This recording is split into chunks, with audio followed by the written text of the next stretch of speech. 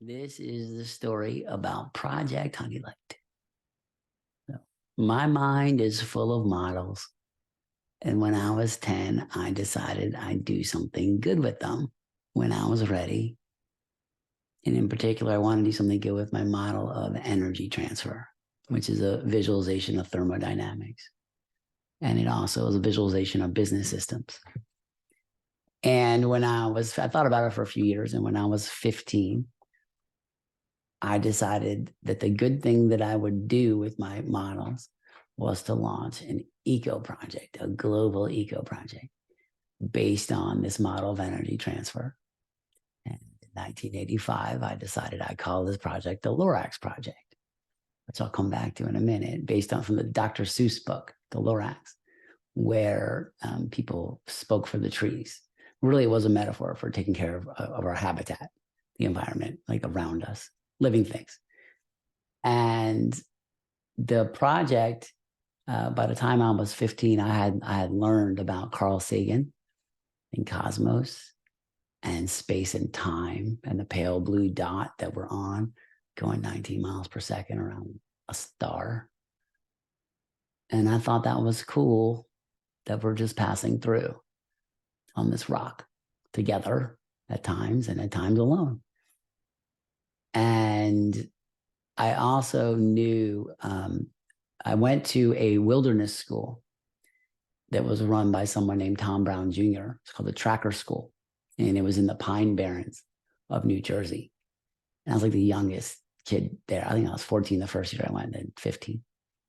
And I learned basic survival skills, nature observation and tracking skills. I learned shelters. I learned water, how to find water, purify water, how to navigate, a little bit of food. But there was no hunting, but just the basics of like, could you make it, a week or two in the woods by yourself with nothing and survive. And it wasn't about like hunting animals or fishing or like, things like that. It was about understanding where you were, what were the opportunities and risks around you, how could you improve your level of comfort, what are your basic physiological needs at that moment in time. And this is connecting a person to their surroundings.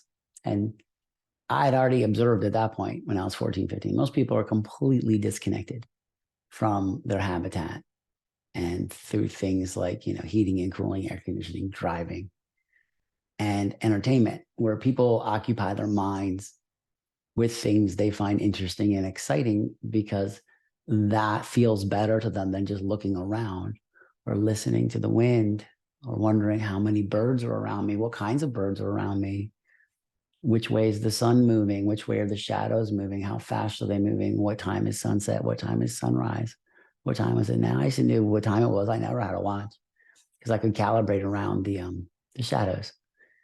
And that's not like a unique skill of it. But anyway, being connected to the seasons and cycles around me, I learned that there. And also there on Tom Brown Jr.'s school, this tracker school, I learned about Buckminster Fuller, who was a super genius and an inventor of many things. And he had a game called World Game that I read about in one of his books, either Operating Manual for Spaceship or Critical Path, or maybe both. And I'd seen it somewhere like on a black and white TV documentary, I don't know, something. And this game called World Game was a game that was about resource allocation.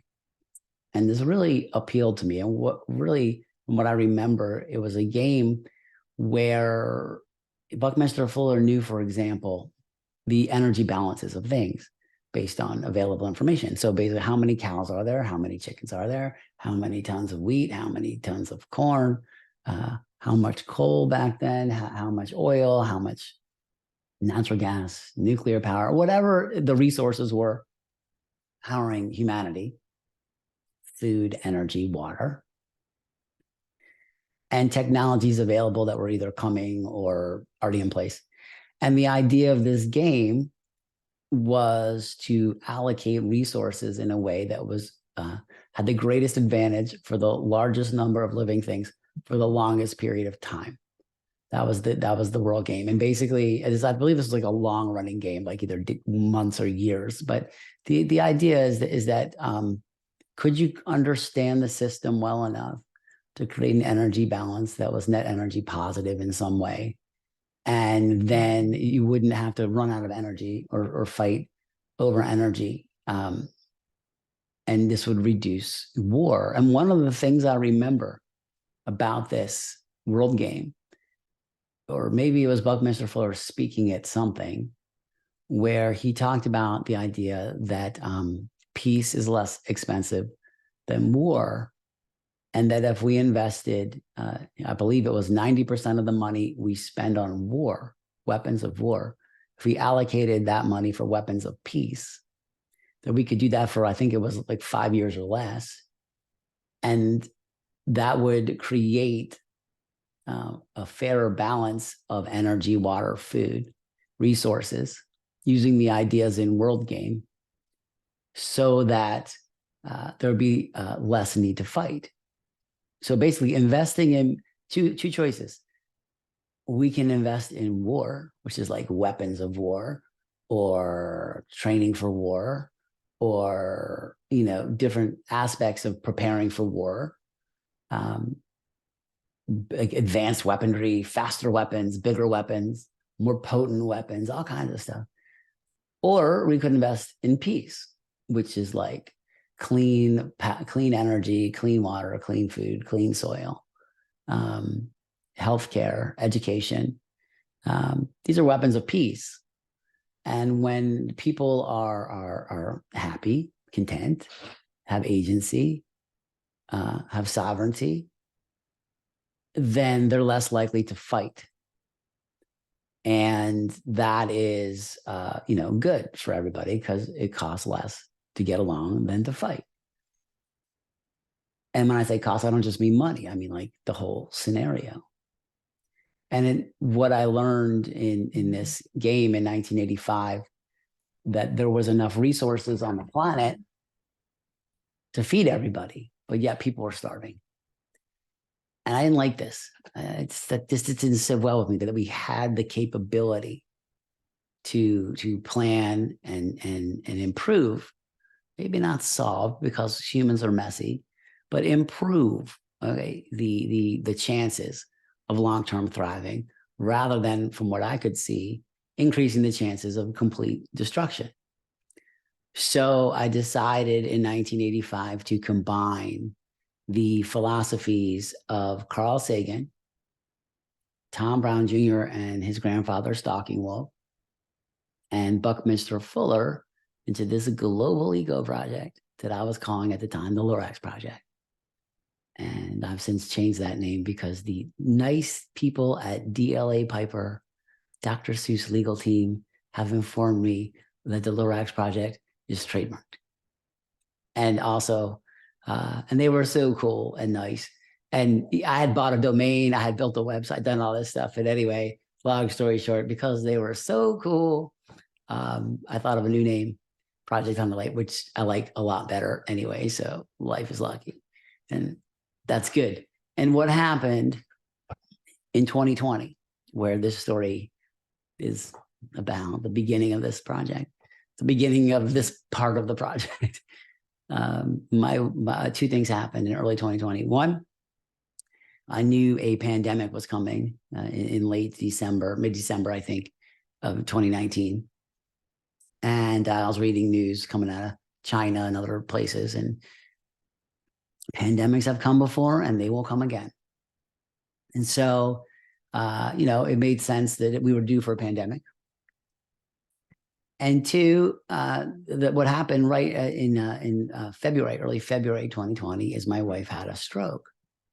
It was serious, and she was in the hospital for almost 5 weeks. And she's fully recovered now, and things are good, but it was dicey for a while. And while she was in the hospital, things were shutting down here where I live. And it was a scary time. And it was just me and my two daughters and my dogs. And we were just, you know, I think like a lot of people just trying to process what was happening and make plans to, you know, keep on trucking the best we could. And in that time in 2020, I had about 15 or 16 businesses at that point. And I was just building businesses. And I guess I, like in retrospect, kind of got lost in it. It was never about maximizing my honey flow or trying to prove anything. I was just doing business stuff because it was fun for me, because I can visualize businesses and scale models. And they're like toys to me, like a machine that you would play with. Because I played with machines as a kid, and now I just play with them in this way. Because a business is a system. And if you can visualize all the parts and pieces and how everything works, and you can tune it up and like change the gear ratios and swap out components and try different things and see what works better. I thought that was fun for a long time. The machinery around me in scale models. And in 2020, I remember I had I represent businesses spatially in 3 different ways. And one of the ways is with gears. And the gears represent the value of the money.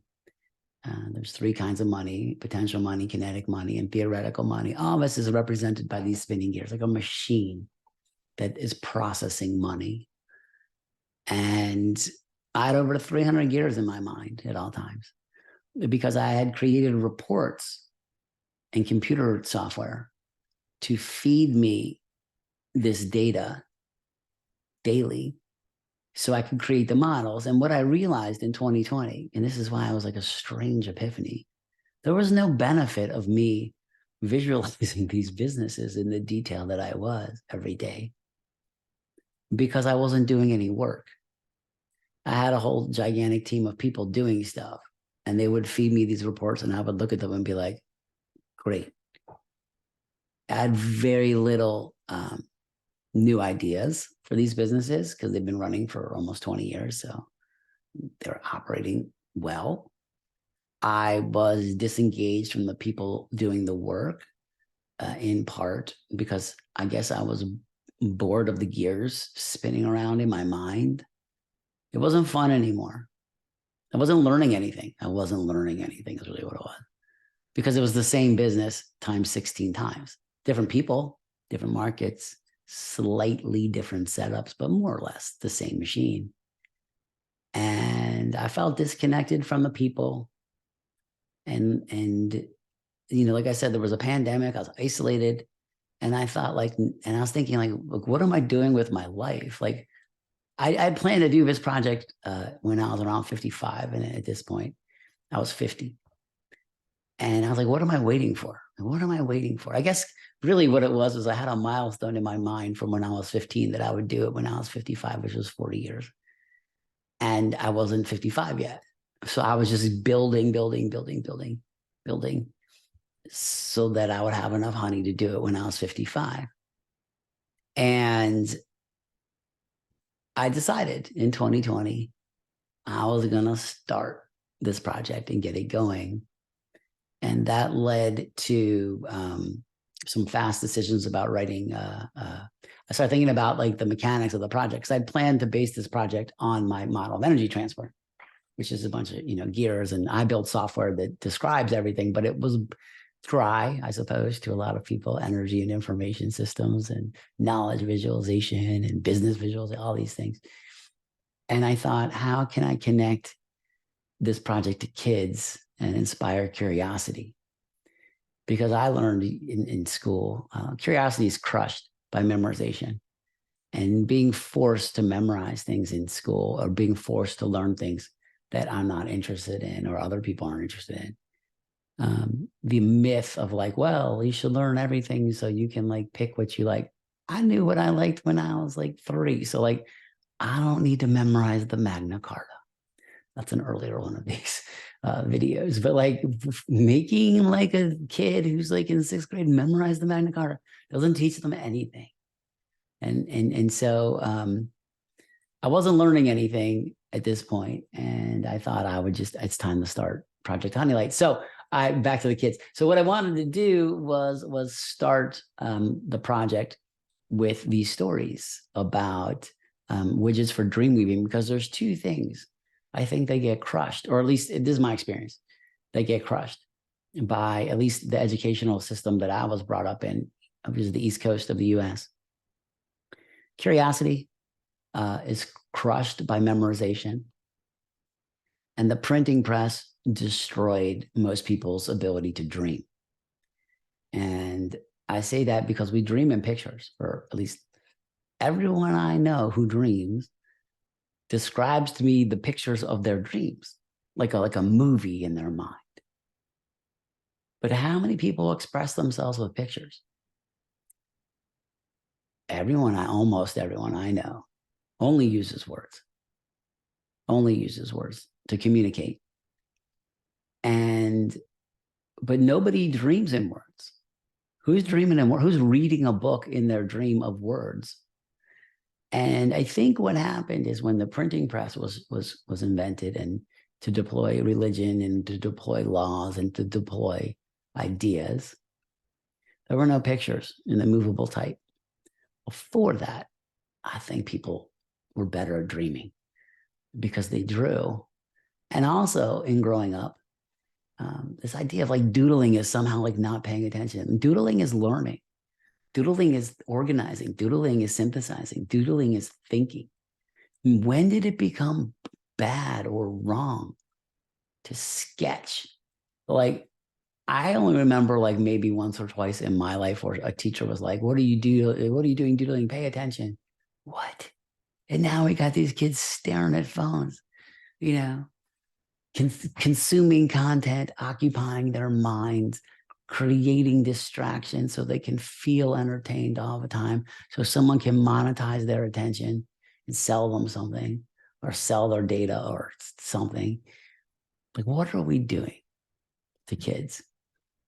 So these stories are about dream weaving. This is Project Honeylight Architecture now. And I also have a podcast called Lessons from Nature Podcast, where I describe the secrets of the bees through 6 scientific domains, which is physics, biology, psychology, economics, anthropology, and futurology.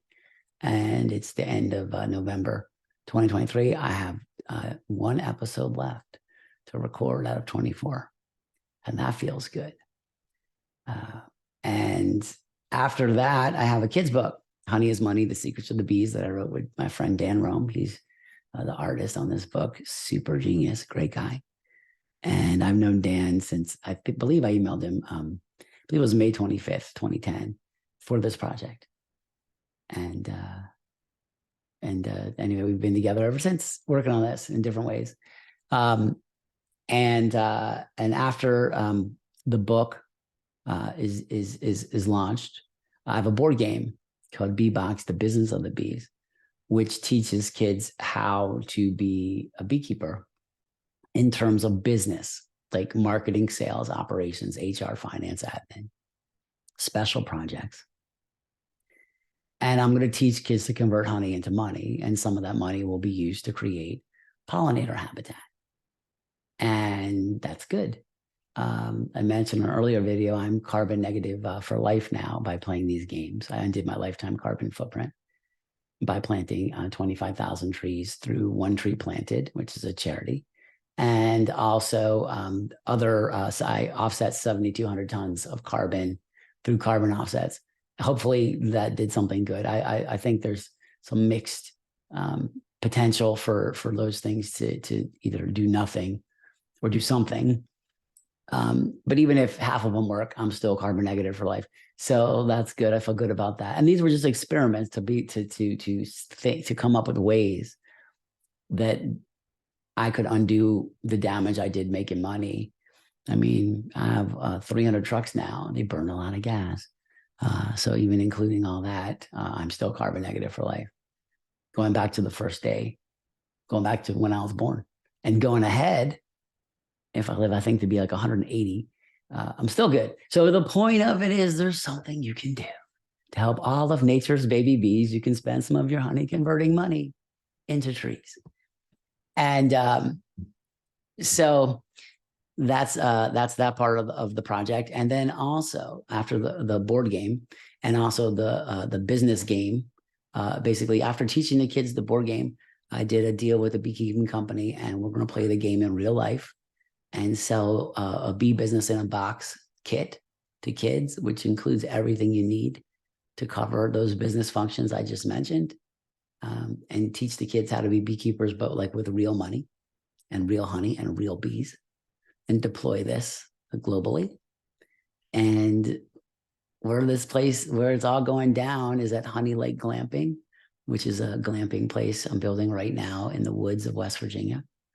And I mentioned when I was 15, I planned to do this project, and I knew no one would ever believe anything I just said based on my experience.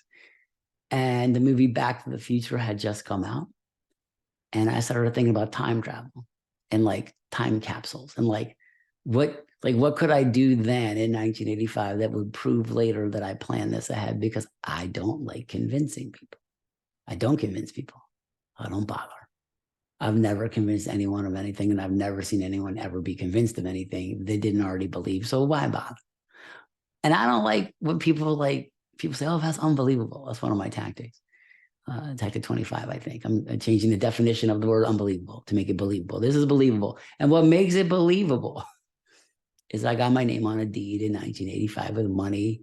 I used mowing lawns to buy a piece of land in West Virginia, in the middle of the woods, in the middle of nowhere, a couple acres. So I could build a cabin on it and hang out in the woods and launch my Global Eco Project, and also show people the deed to be like, I planned this.